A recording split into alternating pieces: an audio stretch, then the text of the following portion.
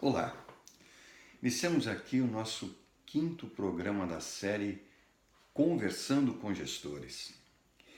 E hoje nós temos reservado a discussão, a reflexão, o conhecimento para o tema do terceiro pilar da educação 4.0. Me refiro ao pilar chamado ciberarquitetura ou cyberarquitetura. Muito bem, esse conceito que construí esse conceito e o introduzi como um eixo condutor na minha dissertação de mestrado, ele na verdade busca traduzir, ele se define como sendo um contínuo entre os espaços arquitetônicos, físicos, tangíveis e os espaços não tangíveis, porém não menos reais, ou seja, os locais onde acontecem as interações por via digital. Então, nós temos aí uma cyberarquitetura. Por quê?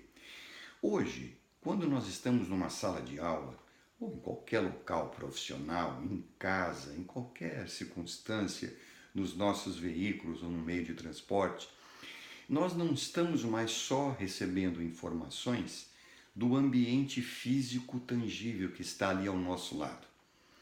Nós podemos estar num ônibus e estarmos recebendo informações de outros pontos quaisquer do nosso planeta.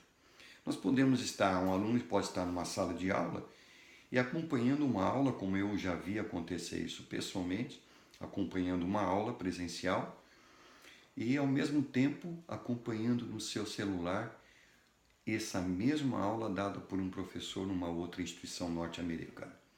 Então, essa interjunção, interrelação, essa conexão desses dois mundos é que foi conceituada como uma cyberarquitetura, principalmente no que diz respeito aos espaços da escola.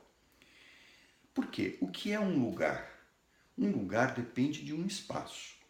O espaço, necessariamente, ele não está habitado ou coabitado. Mas o lugar, sim, passa a ser lugar a partir do momento que existe uma coabitação ou existe uma habitação. Alguém, uma inteligência, está ali presente. Pode ser uma inteligência humana ou pode ser uma cyberinteligência. Então passa a ser um lugar. Mais rigorosamente, um cyberlugar.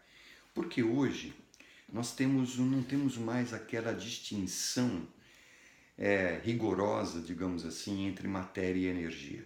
Na verdade, a própria física quântica nos revela a dualidade onda-partícula, ou seja, não há no âmbito atômico esta rigorosa separação entre o que é material e o que é imaterial. E todas essas tecnologias concebidas pelo homem pós a revolução da física quântica e que se traduzem em sistemas digitais, em mídias digitais, elas estão, na verdade, baseadas nesse profundo princípio, eu diria, desta dualidade. Então nós começamos a viver, sem que nós fôssemos percebendo, uma fusão de dois mundos, o mundo físico e o mundo digital. Só que nós estamos vivendo isso, ou seja, nós bio. Então, esta visão biofísico-digital é a estrutura central que sustenta essa transformação de paradigma que nós podemos dizer que é a construção de uma sociedade 4.0. É essa junção que permitiu construir o conceito de indústria 4.0, que está, quando falamos em indústria, nós não estamos só falando de processos de produção de dispositivos, não. Nós estamos falando de uma indústria, todo um ecossistema produtivo, que inclui os serviços, que inclui toda a rede de comunicação e de produção de bens. Essa é uma indústria 4.0. E ela é fundamentalmente ela é fundamentalmente baseada em cognição. Os sistemas que antes eles eram programáveis para executar determinadas funções, como na terceira revolução industrial, eles passam agora, a partir da quarta revolução, a tomar decisões. Só toma decisão quem conhece, ou no risco, que não é o caso, tá certo? Eles tomam decisões integradas dentro de um processo de inteligência artificial. Porém, toda essa concepção é tecnologia que vem da visão, da cabeça humana, como nós já vimos, né? Tecnologia como ato criativo, tecné logos, e o ato de processo, como nós concebemos uma solução para um problema e transformamos essa solução em um processo, usando mídias, criando mídias, não é? Um martelo é um dispositivo de mídia analógica.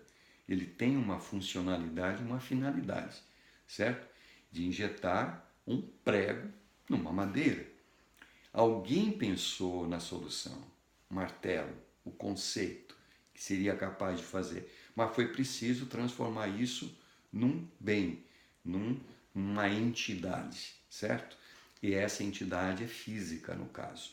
Só que hoje, com as tecnologias cyberfísicas, nós temos entidades que são tanto físicas quanto não físicas. Poderíamos até dizer matéria e energia.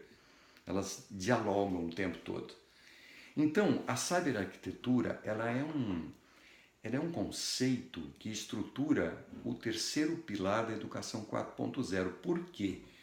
Porque ela permite nós fazermos uma análise, eu diria até radical e profunda, dos espaços da educação.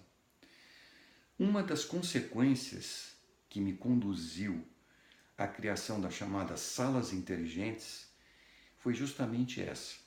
Ao estudar como os espaços arquitetônicos educacionais ou escolares foram se desenvolvendo no decorrer do tempo, percebi que havia uma potencial disruptura, ou melhor dizendo, uma distensão entre esses espaços. Como assim?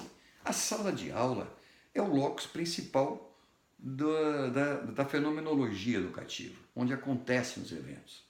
Só que nós, ao longo do tempo, as pessoas que tomavam as decisões foram incluindo outras dimensões arquitetônicas na escola. A biblioteca, mais posteriormente os laboratórios de ciências, mais recentemente, no final do século XX, os laboratórios de informática. Então, esses locais, eles são anexos, são complementares ao locus da sala de aula. Só que o que acontece? Acontece que quando o processo está no âmbito físico da sala de aula, outras mídias que estão na biblioteca, que estão no laboratório de informática, na sala de ciências, etc., ou de multimídia, elas não estão disponíveis ao mesmo tempo para proporcionar ao educador e aos alunos e os estudantes as condições de acesso à informação, de gestão da informação, pró-construção do conhecimento. Então, o que acontece? Os estudos mostraram isso. Há uma fragmentação dos processos pedagógicos e andragógicos. E esta fragmentação, ela tem importantes impactos negativos no processo de ensino-aprendizagem. Ora, baseado nisso, e já contando com essa integração das mídias analógicas e digitais, e hoje as mídias cyberfísicas, que nem são separáveis, é que cheguei à concepção das chamadas salas inteligentes. Um processo longo, as primeiras preocupações sobre isso iniciaram-se por volta de 1991, quando houve as primeiras tentativas de conectar o computador aos processos experimentais laboratoriais. Então tinha um laboratório e os dispositivos eram analógicos, e aí houve um primeiro experimento que realizei, como é que se podia trabalhar com um simulador e um experimento de física, por exemplo, que eram mundos distintos, mas qual seria o impacto dessa conexão? Isso poderia trazer uma colaboração para os processos de ensino-aprendizagem, e foram essas investigações que deram início a esse processo. Então, mais à frente, quando vem a ideia da sala inteligente, é que há uma resolução tecnológica, uma concepção que vai propor o quê? Uma integração, uma convergência de mídias no mesmo espaço. Então, a sala inteligente, ao mesmo tempo, ela é uma sala de aula, ao mesmo tempo, ela é uma biblioteca, porque nós temos hoje na internet a biblioteca do acervo mundial praticamente todo na internet. Ela é um laboratório de experimentação, porque as estações de trabalho, como você vê aí no texto, elas dispõem áreas para que os alunos possam integrar dispositivos e trabalhar em equipe, né, colaborar, né, interagir. Então, toda essa concepção cyberarquitetônica, ela tem um objetivo de fazer uma entrega de qualidade, qualificada. Para quê? Para disponibilizar a informação e propiciar a interação e a comunicação com uma melhor qualidade de entrega desse serviço, não é? Desse processo. Então, a sala inteligente converge todas essas mídias, incluindo, é claro, as mídias digitais. E ao longo dos anos, inclusive, quando iniciei os primeiros modelos, nós fizemos vários modelos, né, com parcerias com instituições de educação superior, básica, etc. Inicialmente não existiam os smartphones, né, nem os tablets. Então se usavam os computadores compartilhados numa estação para 3 alunos. Posteriormente, com a chegada então dos smartphones, e hoje com essa disseminação exponencial, não é, desse dispositivo de mídia, e eu acho até um pouco engraçado a gente chamar isso de telefone ou de celular, porque na verdade o que nós temos aqui é um dispositivo altamente complexo, não é? Um dispositivo com centenas, milhares de funções, todas na palma das nossas mãos. Então, com isso, esses ambientes ainda ganharam uma performance maior. E aí nós chegamos então a essas salas inteligentes, chamadas salas inteligentes 4.0.